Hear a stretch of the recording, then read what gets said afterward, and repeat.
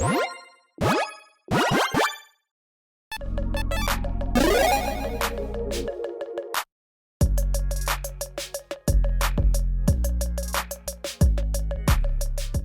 everyone, Mitch coming in from the Commander Core Studio. Welcome to the show.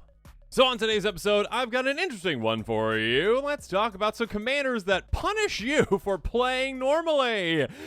Yeah, an absolutely brutal slate of commanders today. And of course, if you're interested in playing any of these commanders and maybe punishing your opponents, well, check out that card list link in the description below. Now, with all that said, let's jump into them.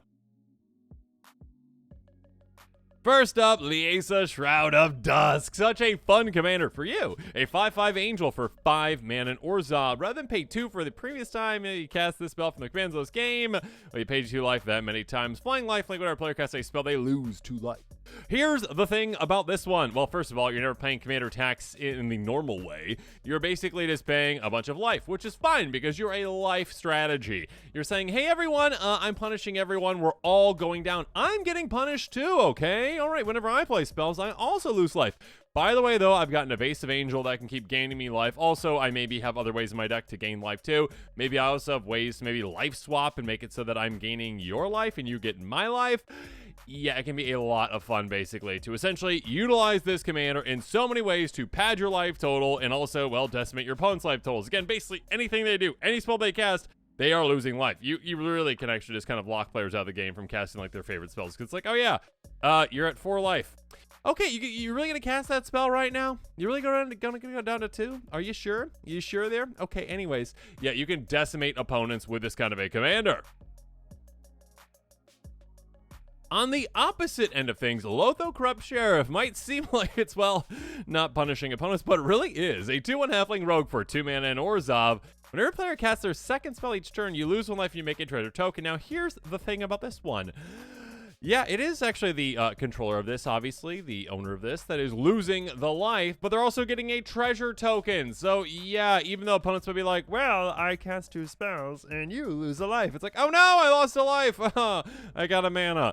Yeah, you are punishing opponents by tilting the scales ever so slightly in your favor, ever so much in your favor, I should say, where you are getting an insane amount of mana advantage over your opponents, because whenever they're casting extra spells, whenever you're casting extra spells, you get so much extra value. And of course, like Liesa, I mean, like other kinds of commanders as well, you could throw some life swap cards in there if you really want to. If you're like, oh yeah, hey, well, I've been punished enough, right? I've lost enough life, so hey, I'm casting this 1 card. Let's just do X immortality, whatever it is. On my next upkeep, let's swap life totals, okay? All right, yeah, you get my life total, which has been decimated thanks to you, and I get your life total, which is amazing. Thank you so much.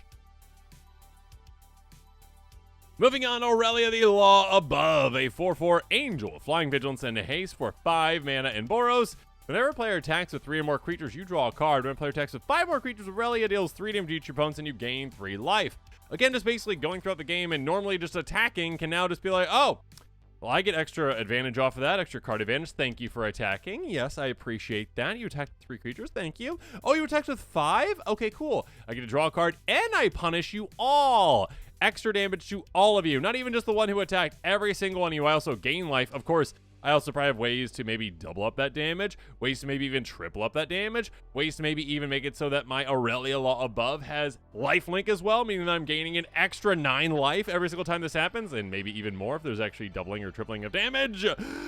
Yeah, you can also utilize ways to force opponents into attacking, giving opponents creatures and making them attacking with them. There's a lot of crazy things you can do this one, and again, well, nothing in it is not a punishment for your opponents, which is so much fun. Next up, Mazirek, Kraul, Death Priest, a 2/2 insect shaman with flying for 5 mana Golgari that says, hey, whenever player sacrifices another permanent, you get a counter on each creature you control. Now, with this one, obviously, there are ways to maybe speed up the sacrifice process, like, hey, you know what we're going to be doing? Yeah, Edict Effect. Okay, everyone sacrifice something. Thank you, thank you, thank you. But of course, there are also just normal things that happen in Games Commander all the time where players are like, okay, yeah, I play an Evolving Wilds, I sacrifice it. I play a Harrow, I sacrifice a land. I've got an Aristocrat style strategy, I sacrifice this, I sacrifice that. I've got Steve in play, Scourge Highbelder. I played Steve, I sacrifice Steve.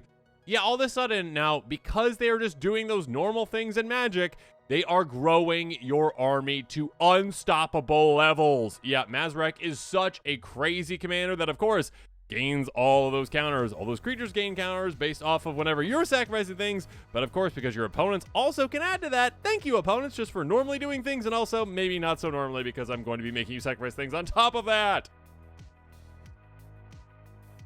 Next up, Solkanar the Swamp King, a 5/5 demon for 5 mana in Grix. It's got Swamp Walk, and where a player casts a black spell, you gain 1 life. Now, here's the thing about this one. It might not seem like it's punishing opponents. It's like, oh, yeah, don't worry about it, okay? Like, hey, I'm just gaining life. It's not punishing you. I mean, technically, it does tilt, the scale into your favor, basically, right? Like, you're getting more life than your opponents in some ways. So it is a little bit of punishment, but not really. But what it really does is says, hey, all those cards, there's a lot of them these days, they're like, hey, whenever you gain life, opponents lose life. Whenever you gain life, this happens or that happens.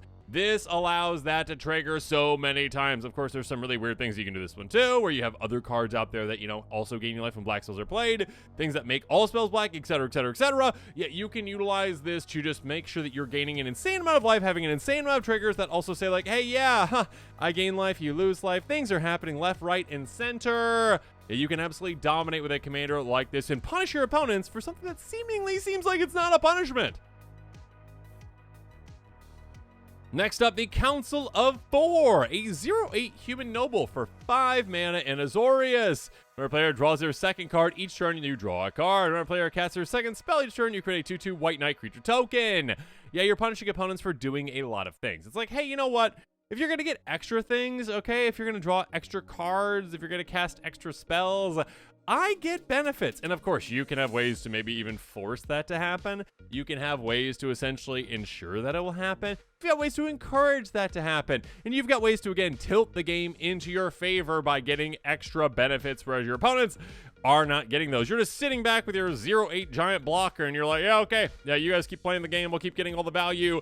Thank you so much. Maybe I'll throw in some like anthems in play, get my knight army out there just decimating my opponents. Maybe just utilize my giant hand to just decimate my opponents too and control the game. But yeah, being able to tilt the scales in your favor and punish your opponents just for playing the game in their normal way, drawing extra cards, getting extra things in play, casting extra spells. You're like, oh yeah, thank you. Thank you for all the extra value and tilting the game in my favor. Moving on, the Lord of Pain. I mean, the name is in the title. A 5/5 human assassin with menace for 5 mana in Rakdos. Your opponents can't gain life, already a punishment. Every player casts their first spell each turn. Choose another target player. The Lord of Pain deals damage equal to that spell's mana value to the chosen player. This one is one, well, that is hilarious at the end of the game where it's like, well, I gotta choose myself, I guess. Anyways, but being able to essentially go, oh yeah, I'm just utilizing this to decimate my opponents for just playing spells. And again, it's not even punishing the exact player that does it. It's like, okay, you played a spell, damage other player. Yay! Yeah, you're having like your opponents kind of punish each other in some ways, which can be so much fun and so devastating. And of course, by granting this lifelink, you can get extra value off of that. You can have ways, that benefit you when you gain life, when opponents lose life, etc., etc., etc.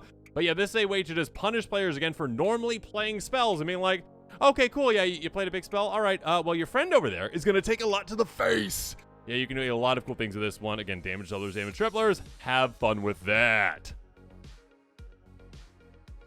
Moving on, Avatar Roku Firebender, a 6/6 human avatar for 6 mana in red. Whenever a player attacks, add 6 red until end of combat. You don't lose this mana steps end. And also red. Target creatures +3/+0 until end of turn. Here's the thing about this one. Again, literally, whenever any player attacks, any player, not just your own. Meaning that literally if anyone attacks, and of course you're in red, you've got ways to force attacks to happen every single turn. Well, all of a sudden you get a bunch of free mana. It literally pays for itself on the turn you put it down, essentially. Here's the thing about this one. Yeah, you've got a built-in ability to just go like, oh yeah, I'll just dump my mana into this and pump a creature. And that can be great. Again, literally being like, okay, an opponent's going to attack another opponent. Cool. All right, I'll pump that creature a ton. Great, good for me. That being said, you can also have a bunch of other mana sinks or instant speed spells or flash cards. Being able to essentially go like, hey, yeah, all of a sudden I am doing crazy things, getting a crazy amount of extra value. Oh, and by the way, there's also combos that work with this too, of course, because, well, you get free mana. It doesn't like limit it only once each turn. And of course, you get to actually just do like, extra combats with this as well in some ways too. Absolutely crazy. Punish your opponents just for attacking. Next up, Niv-Mizzet Parun. Yeah, Niv can be absolutely brutal. A 5/5 dragon wizard that can't be countered. It's got flying and 6 mana and is it with a very specific color combination: blue, blue, blue, red, red, red. Whenever you draw a card, Niv-Mizzet Parun deals 1 damage to any target. By the way, whenever a player casts an instant or sorcery spell, you draw a card. Now, of course, there are certain crazy combos that are already punishing enough, but opponents can punish themselves just by going like, yeah, I'm just normally casting an instant or sorcery. Oh no! By doing that, you literally just lost card advantage against your opponent, the one who's got Niv-Mizzet, because they gain a card off of that. They basically get a cantrip whenever you play an instant or sorcery. Oh, and by the way, there's damage coming too. So yeah, Niv-Mizzet Parun is absolutely brutal, absolutely effective. I mean, putting Death Touch on it with like an equipment is so much fun. Like, oh yeah, okay, you cast an instant or sorcery. Your creature's gone. Bye-bye. Bye-bye, your creature's gone. And obviously, again, there's the combos that work really easily, like Curiosity combos. Yeah, but outside of that, just it's punishing to play against this commander because you are losing out on so much advantage, and you're also getting pinged in the face. It's quite funny and quite brutal. Speaking of brutal, though, perhaps the most brutal of these commanders is Ruric, Thar, the Unbowed. My goodness, a 6/6 Ogre Warrior for 6 mana and Gruul, Vigilance, Reach, attacks each turn if able. Oh, by the way, whenever a player casts a non-creature spell, Ruric Thar deals 6 damage to that player. This might be the most Gruul of Gruul commanders. It's like, okay, what does Gruul like? Attack. What does Gruul not like? Non-creature spell. Okay, those things. That's basically what this does. It's like, okay, I'm going to be really aggressive. I'm going to attack. I'm going to stay back for blocking too, and I can, block flyers, which is great. Oh, but also, yeah, hey, if you cast non-creature spells, I am punishing you an insane amount. Literally, again, even in Commander, 6 damage is a crazy amount, more than 1/10 of your life total. I mean, it's like a little around like, what, 1/6 of your life total-ish? 1/6, 1/7? Like halfway. Anyways, being able to just go like, okay, there's that. Also, by the way, I can utilize damage doublers maybe, or damage tripler. Think about someone casting like an opt and taking 18 damage. Yeah, that's happened before. Oh, also, by the way, by putting lifelink on this with like a piece of equipment, it's like, oh yeah, cool. All right, I just dished out that much damage. Shoot, I'm gaining that much life as well. Yeah, you shut down a lot of strategies with this because it is so punishing in so many different non-creature spell decks. It's absolutely crazy. Creatures for life, right, Gruul? Right, Gruul? And with that, this episode is coming to a close. Make sure you comment below with your thoughts on this one. And of course, as always, thanks again and have a good one.